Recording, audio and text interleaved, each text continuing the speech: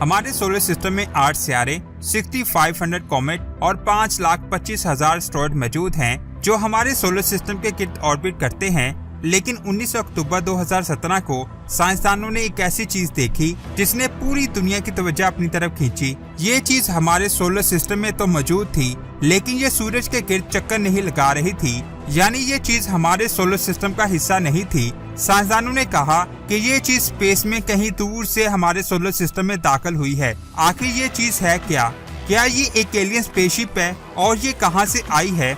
ये अमेजिंग और दिमाग को चकरा देने वाली इन्फॉर्मेशन आप जानोगे आज की इस वीडियो में। वीडियो शुरू करने से पहले आपसे गुजारिश है कि अगर आपने हमारे चैनल को सब्सक्राइब नहीं किया तो जल्दी से सब्सक्राइब करने के साथ साथ हमारी वीडियोस को लाइक और शेयर जरूर करें। इस ऑब्जेक्ट को सबसे पहले पैन-टेरस टेलीस्कोप ने 19 अक्टूबर 2017 को ढूंढा था। इस टेलीस्कोप का शुमार दुनिया के सबसे बड़े टेलीस्कोप में किया जाता है जो हवाई में मौजूद है। इसने हमारे सोलर सिस्टम में बहुत कम रोशनी को डिटेक्ट किया जो लाइट हाउस की तरह चमक रही थी। इस तरह की रोशनी साइंसदानों ने पहले नहीं देखी थी। साइंसदानों ने इसे ओमुआ का नाम दिया था, जिसका मतलब है दूर से आया हुआ पहला मेहमान, जिसकी शेप एक सिगार की तरह है जो स्पेस में घूमता घूमता हमारे सोलर सिस्टम में दाखिल हो गया। एक अंदाजे के मुताबिक इसका साइज आईफिल टावर से बड़ा है। इसकी लंबाई 1312 फीट है और चौड़ाई 131 फीट है। इसको ढूंढने के 40 दिन पहले ये सूरज के बहुत करीब से गुजरा था। इसकी रफ्तार 87 किलोमीटर फी सेकंड थी और जिस तरह ये हमारे सूरज के करीब से गुजरा था उसी हिसाब से साइंसदानों ने कहा कि ये ऑब्जेक्ट हमारे सोलर सिस्टम से बाहर स्पेस में कहीं दूर से आया है।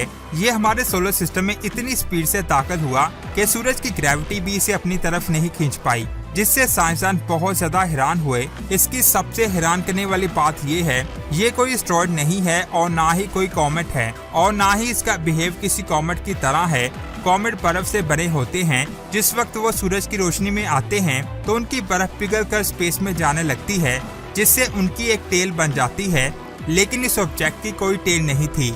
इसके बाद साइंसदानों ने 2019 में एक और इंटरस्टेलर ऑब्जेक्ट को डिस्कवर किया था जिसका नाम था कॉमेट 21। ये बिल्कुल एक नॉर्मल कॉमेट की तरह ही बिहेव कर रहा था, इसीलिए इसे कॉमेट माना गया। लेकिन ओमुआ बहुत ज्यादा अजीब था। साइंसदान हमारे सोलर सिस्टम में इसकी हरकत को एक्सप्लेन करने में नाकाम रहे। हमारे सोलर सिस्टम में जितने भी सितारे हैं वो सूरज की ग्रेविटी की वजह से एक सर्कल में उसके गिर्द ऑर्बिट करते हैं। लेकिन ये ऑब्जेक्ट बहुत तेजी से हमारे सोलर सिस्टम में दाखिल हुआ और बहुत तेजी से सूरज के करीब से होकर सोलर सिस्टम से बाहर जाने लगा। अगर कोई कॉमेट ऐसा करता तो वो सूरज की ग्रेविटी में आकर उसके गिर्द घूमने लगता, लेकिन इस ऑब्जेक्ट पर सूरज की ग्रेविटी का कोई असर नहीं हुआ। जिस तरह ये हमारे सोलर सिस्टम में दाखिल होकर उससे बाहर जाने लगा, इससे साइंसदानों ने समझा क्या ये एलियन स्पेसशिप है जो हमारी जमीन और हमारे सोलर सिस्टम की स्टडी करने आया था। लेकिन साइंसदानों के पास इसके बारे में कोई इन्फॉर्मेशन नहीं थी और ना ही हमें पता था कि आखिर ये कहां से आया है और ये किस चीज से बना है। कई साइंसदानों ने अपनी अपनी थ्योरी सामने रखी। उनमें से एक साइंसदान एवी लोएब ने कहा कि ये एक एलियन स्पेसक्राफ्ट हो सकता है जो लाइट सेल की तरह काम करता है, जो किसी भी स्टार से आने वाली रोशनी से चलता है। जिस वक्त ये स्पेसक्राफ्ट सूरज की रोशनी में पहुंचा तो उसे एनर्जी मिली और इसकी स्पीड तेज हो गई, जिससे ये सूरज की ग्रेविटी में आए बगैर सोलर सिस्टम से बाहर जाने लगा।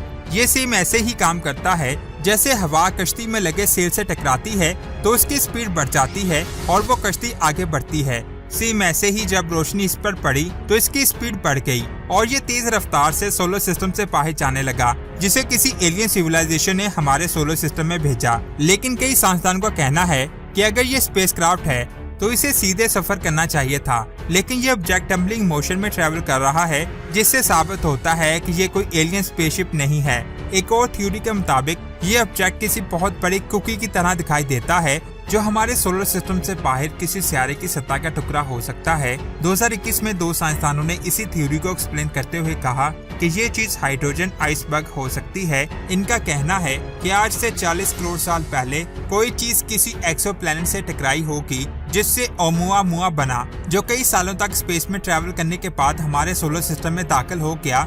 लेकिन कई साइंसदान कहते हैं कि ये नाइट्रोजन आइस से बना है। ये चीज आपको प्लूटो और नेपच्यून पर मिलती है और ये ऑब्जेक्ट 1995 में हमारे सोलर सिस्टम में दाखिल हुआ था।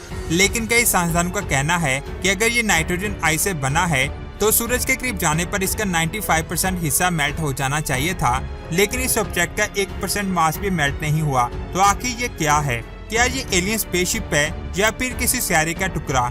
अभी इसके बारे में कुछ भी नहीं कहा जा सकता, लेकिन ज्यादातर साइंसदानों ने इसे एस्ट्रॉयड ही माना है जो 87 किलोमीटर फी सेकंड की रफ्तार से हमारे सोलर सिस्टम से बाहर जा रहा है और 2030 तक ये हमारे सोलर सिस्टम से बाहर निकल जाएगा। आखिर ये क्या है? इसके बारे में जानने के लिए नासा एक प्रोजेक्ट शुरू कर रही है जिसका नाम है प्रोजेक्ट लायरा, जिसमें एक स्पेसक्राफ्ट लॉन्च किया जाएगा जिसका मकसद ऐसे ऑब्जेक्ट को स्टडी करना है जो स्पेस से हमारे सोलर सिस्टम में दाखिल हो, लेकिन हम इस ऑब्जेक्ट तक कोई भी स्पेसक्राफ्ट नहीं भेज सकते क्योंकि इस ऑब्जेक्ट की स्पीड बहुत ज्यादा है जो 5.5 astronomical unit per year travel करता है, जो 74 करोड़ किलोमीटर डिस्टेंस बनता है। और हमारा आज तक का सबसे तेज तरीन स्पेसक्राफ्ट वोचर 1 स्पेसक्राफ्ट है जो 17 किलोमीटर फी सेकंड की रफ्तार से स्पेस में ट्रेवल कर रहा है और इस चीज की स्पीड 87 किलोमीटर फी सेकंड है, यानी इसे पकड़ पाना नामुमकिन है। और हमेशा ये एक राज रहेगा कि आखिर ये क्या चीज थी। क्या ये सच में एक एलियन स्पेसक्राफ्ट था या फिर किसी सियारे का टुकड़ा? आपको क्या लगता है? नीचे कमेंट्स करके जरूर बताएं। वीडियो अच्छी लगी तो लाइक जरूर करें और इसे अपने दोस्तों के साथ व्हाट्सएप स्टेटस, मैसेंजर और इंस्टाग्राम पर लाजमी शेयर करें, क्योंकि ऐसी वीडियोस को बनाने में हमारी दिन रात की मेहनत लगती है, लेकिन आपके शेयर करने में इतनी मेहनत नहीं लगती। और ऐसी ही अमेजिंग और दिमाग को चुरा देने वाली वीडियोस को देखने के लिए हमारे चैनल को सब्सक्राइब करके बेल आइकन को प्रेस करें। अपना बहुत सारा ख्याल रखें। अल्लाह हाफिज।